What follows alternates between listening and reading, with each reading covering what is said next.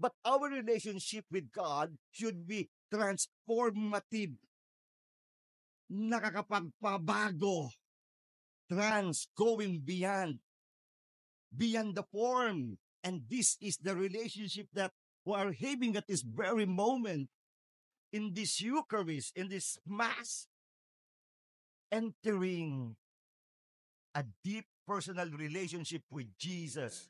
And we came to know God through Jesus, na parito siya para makilala ang Ama. And finally, this relationship is the very essence of true life, offering a dynamic and ever-growing connection with the divine.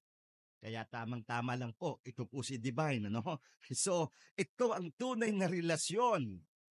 The very essence of true life, it's dynamic, over growing connection with the divine.